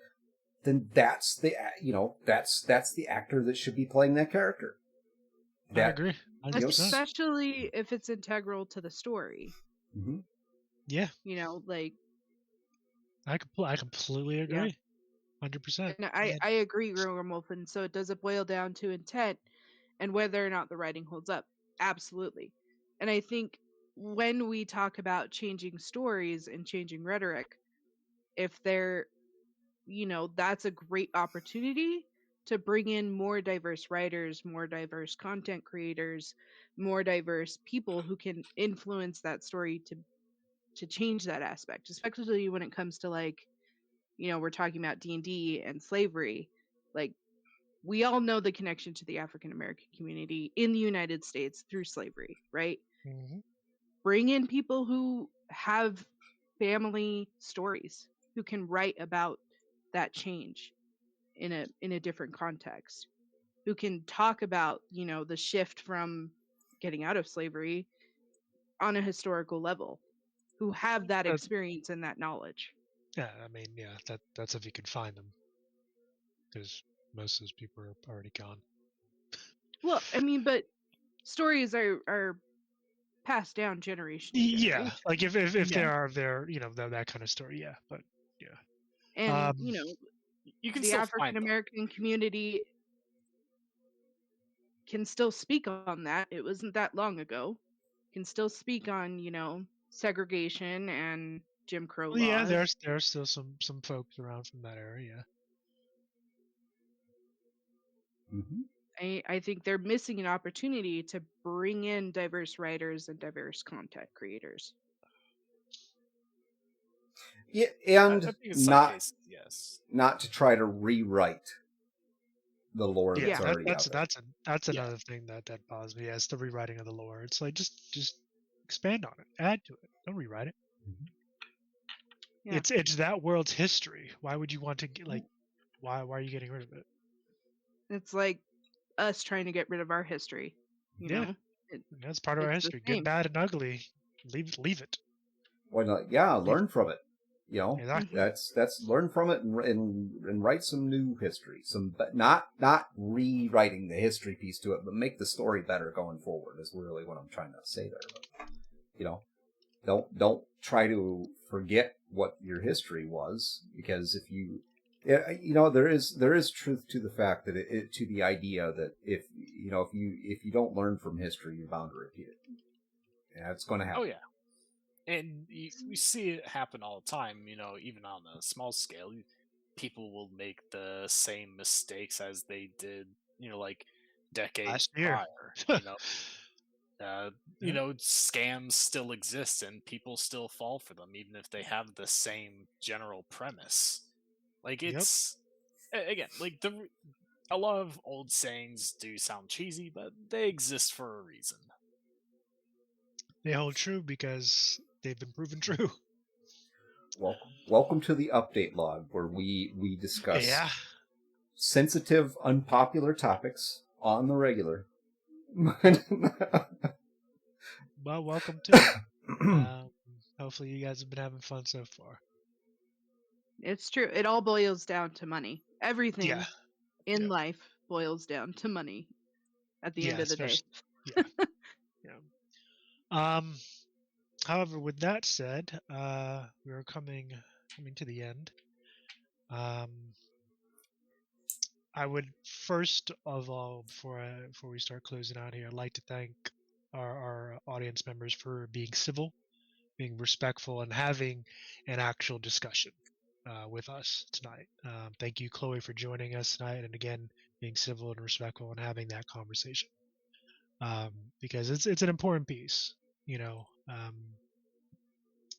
and while I might not understand all aspects of it, as is clearly shown here tonight, said that several times, I'm open to listening to either side of the conversation and hopefully being listened to in return. And I think at the end of the day, if we as creators, whatever medium, whether it's gaming, whether it's movies, whether it's books, whatever medium you're creating in, if look to tell compelling stories, look to tell good stories that have a purpose, that have value, not just for the clicks or the likes or the money. Tell some good story. The world needs that. But that's my soapbox portion. Thank you for coming to my TED Talk. Greg, what do we have going on this Friday? Surprisingly enough, I actually, I got a weird message, a few days ago about TED Talks in specific, but, Oh, okay. eh, Huh. Are we but being invited to some TED Talk conferences or something? no, I'm not really, no, not necessarily, but, Okay. it was a That question would be that interesting. came, it was a question that came to me, is if I ever thought of doing a TED Talk. I'm like, well, I think you should. I could see you doing one. Okay, I can see that. I can totally see you doing a TED Talk. someday maybe. I got to learn something to talk about first. I mean, Yeah. but you know plenty. Don't sell yourself short, man. I really appreciated this conversation. I have to echo what Rob was saying, and the audience participation. Thank you very much, guys, for and gals, for really engaging tonight and having some good discussion. This is the type of thing that's needed.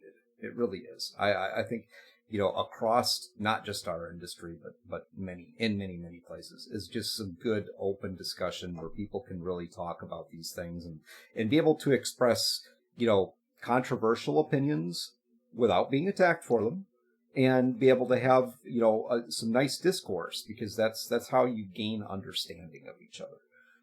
So thank you very much for that. And Chloe, awesome. This is we've never really done this before, just kind of pulling somebody in with us, but I really appreciate you jumping in with us tonight and your willingness to participate and be a part of the discussion. I know it was something that was close to your heart, so fantastic stuff. Yeah, Thank you very much. thank you for letting me jump in. That way I didn't have to type it all in. I just talk about it. Yeah, sometimes it's easier to talk. I definitely think that this is, there's an opportunity in this for us, because we do hit on we do hit on some topics that are sometimes people are very passionate about, and I would like to see us do maybe a little bit more of this in the future, where we can let or bring in members of the audience to join the conversation. Obviously that could get overwhelming, so bear that in mind, but I definitely foresee this being something in the future that we're going to take a look at. It all depends on Rob, so I just do the work. He's the guy that's on it, but yeah, I mean, honestly, trust me, there are going to be a lot of conversations that we're going to have during the Update Logs lifetime that are probably going to be some hot button topics, especially as things develop in the gaming industry. Maybe, like Unity and that whole situation. Which there's still stuff coming out for them, so you might hear some more from us based on that topic. But yeah, I mean, that's what we're here. We're here to discuss those topics that affect the industry that we're in, no matter how unpopular they might be, because they need to be talked about. And then that's the important piece: is talking about it, not attacking people, not ignoring people. Just talk about it, have a discussion. And if you walk away still not seeing eye to eye, that's okay. At least you knew more after the fact than you did coming into it. So, if you were paying attention, because we might have to try to have another. We might have to try and have another Unity stream here soon. Yeah, there's been some further developments in that arena. So that is all you guys, because I don't understand. So. Old Man Garrus asks, what was the impetus for this particular topic this week? It's to be honest with you, Garrus, it's been a topic that has been kind of sitting in the back of my head for quite a while. Ever since things like the Rings of Power and The Witcher, and just a lot of these different, for me, beloved IPs and just instances within the creative space in terms of, and it always kind of circled back to inclusivity and representation and diversity and all that stuff. And while all well and good, the way it was presented to me, at least, and again, my opinion, it was fake. It was fake. It was pandering. And it led to, I'm going to be completely blunt, piss poor performance. I mean, you had Tolkien's world in the palm of your hand for a company like Amazon with their budget. I mean, it was $1 billion budget, and it was fucking trash. Absolutely garbage. And the character of Galadriel, for those of you who know, you fucking know, they did her a disservice.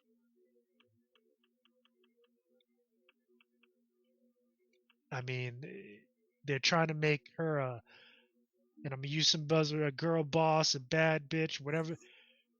It's like, if you know the character of Galadriel, she didn't need any of that help at all. Even that early on in her lifetime, because I had never watched Rings of Power. I'm never fucking going to. But from what I understand, that was, I believe, the Second Age. Galadriel's thousands of years old. They Even at messed that, with the timeline way too much in that show. okay. I did watch like the first 4 episodes. I agree on the Galadriel front, and all I have to say about that is that if you want, that type of feminist character, make a new story. Yeah, just Make a new don't story. don't take a developed IP and bastardize it, because that's exactly what they did. Well, that and Galadriel was powerful in her femininity. Yeah, she she was literally one of the only characters that someone of Sauron, and we're getting way off topic here, but someone of Sauron's power feared because of who she fucking was. The amazing thing is there actually is an example out there that they could have learned from, and that is Star Wars Rogue One, which is a perfect example of an epic movie based in a universe that is it's an epic universe. It's Star Wars, but a completely different storyline, loosely based on the main storyline, and a fantastic job. And they didn't have to go and butcher the original story. There's just my opinion, but there's no reason for that. There's absolutely no reason. If you, what is the point? You want to go rewrite the original story? I mean, the original story is what made it what it is. Yeah, thinking you can do better than the original writer, like that. I know we're way off topic here, but that always pissed me off when you've got fans or people saying, "Well, that's wrong," or "This is the way it is," when the creator already said, "Hey, this is what pertaining to X topic. This is what that is," and you got people like, "Oh no, that's wrong," or "He's wrong." They don't know that's the creator of the IP. Yeah. Tolkien just didn't do it right. What the fuck? Robert Jordan didn't know what he was doing when he started writing Wheel of Time. Apparently they don't know what the fuck they're talking about, because people nowadays can write way better, and we're seeing the complete fucking contrary to that. Well, and unfortunately, we'll never know Tolkien's actual opinion on those things. We won't, especially in this day and age with the issues that we have. We won't know. We don't know. The closest we can get to, I believe, if his son is still alive. I think. I don't know. I think his son is still alive. Christopher Tolkien, for those of you who don't know. He probably could weigh in on that, but if he doesn't, I completely understand why he would, because he's like, it's fucking waste of time. So that was Old Man Garrus. To answer your question, that was why. It was just this growing sense of this particular topic and the way it was being handled. It's downhill for me. It's just downhill completely, and people are starting to see that. Like, I mean, look at a lot of the media that's been put out, complete fucking wash. For this, not necessarily the inclusivity and diversity, but the way that is being handled and pushed. The And yeah, execution Grimwolfen, of it. Right. exactly, the Yeah. execution. But And Grimwolfen, I mean, yeah, it's profitability getting in the way of artistic direction. Mhm. Completely agree. one more important piece to point out with this, based on Oman Garris's question, also is, I mean, we're talking about what we do, and as content creators, these are some of the issues that we take, and that we are we're looking at, and in the stories that we're creating, we have to learn from these things. And we also have to figure out, what is the right direction to go, what we feel is the right direction to go, but then what is the right direction to go? And a lot of that has to do with market research as well. And, talking about these things with an audience, gives us that opportunity to really get some, outside of our little box input, which is awesome. Yeah. Which is why I really emphasize that if you want to do these stories, allow people from that community to tell those stories. Like, don't try and redo it. Give people the opportunity to tell stories that are based on their culture, that are based on their experience. Yeah, an accurate representation. An not accurate just representation. An outside perspective that lacks, perspective. Exactly. Yeah. Which I think we're starting to see the very beginning of that movement, to where diversity and inclusion is moving towards more diverse content creators and more diverse storytellers, rather than trying to reinvent the wheel. And I'll add to that, quality storytellers, and not just the pandering and the inclusivity for inclusivity's sake bullshit that we've been seeing now. Because that's how I feel about it. And Oman Garris brings up Wheel of Time and Dune. Now, I haven't seen Wheel of Time. I haven't seen the Amazon series. I believe Greg has, and he said it was pretty decent. It's entertaining. There are inconsistencies even in that with the original story. I mean,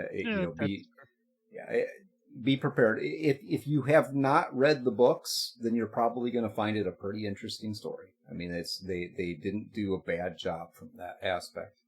But there are some inconsistencies with the books. So far, there's one that really jumps out, and that was the bad part is it was basically within the first 30 minutes of the first episode. That's not good. but beyond that, it hasn't been too bad. Okay, I might have to check it out. And now Dune, I will. Hopefully, you mean Dune was good, because I think the movie was absolutely fantastic, and this new movie, and stayed very, very true to the source material. And insofar as I remember, it's been a while since I've read it. But I think too, with the new Dune, it fleshes out some of the things that are missing from the book, especially when it comes to cultural looks and stuff like that. Yeah. But with that said, that's episode 21 of the update log, ladies and gentlemen. And again, thank you guys for joining us. We do have a couple other things we need to talk about real quick. And close out. First off is next week. Yes, that is right.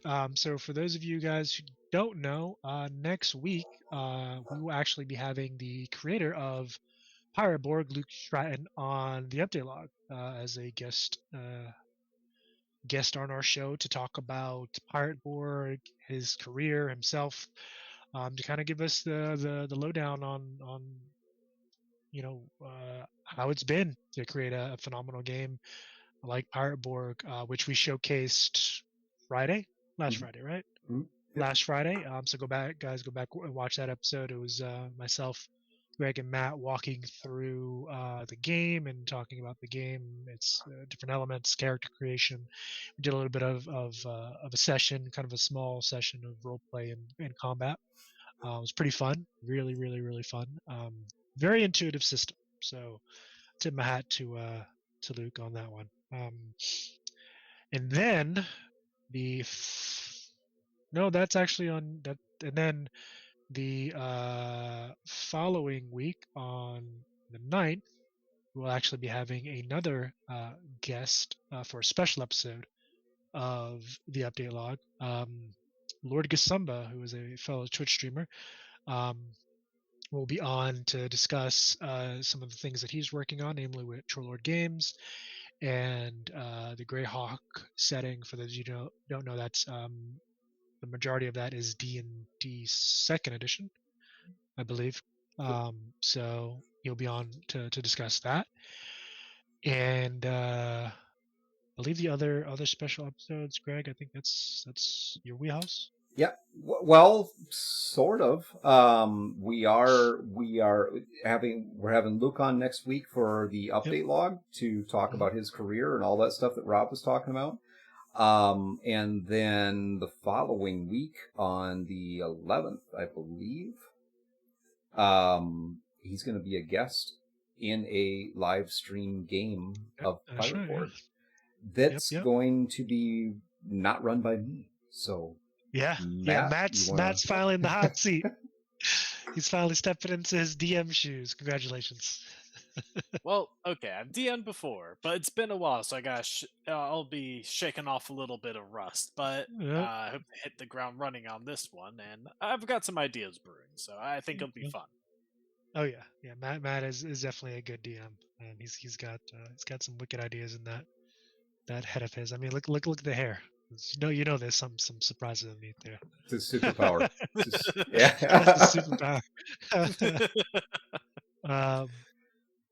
But I'm feeling a bit inferior right now. But I didn't want to say nothing, but I kind of saw the look in your eye, Greg. I didn't want to say nothing.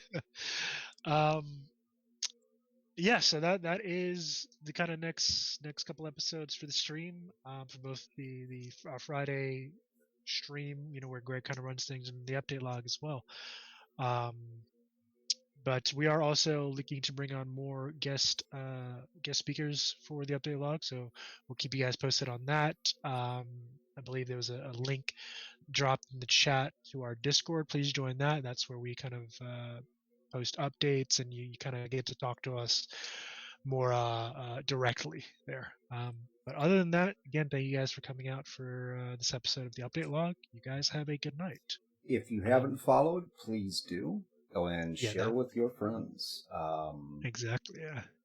The more the merrier. We get more people engaged. We can learn a lot more things and share a lot more of learning about people's opinions and, make things better. Yep. With that, if you guys have any closing thoughts, I'm going to go ahead and set up a raid. No, I'm good, man. All right. See you guys next time. And once again, Chloe, thanks for stopping by, joining the conversation. Yes. Thank you for letting me join. Yeah, I think since we were just talking about him, we will go ahead and... Well, actually... Hold on a second. I gotta change that. I hit the wrong thing. I apologize, people. You about to raid the wrong person? I was. Yeah. I'm like a random raider tonight. I just just roll the feeling dice. my inner Viking. Yeah. All right, here we go. We're gonna jump in with Lord Gasumba tonight. Thank you, everybody. Have a wonderful evening. Adios. All right. See you guys.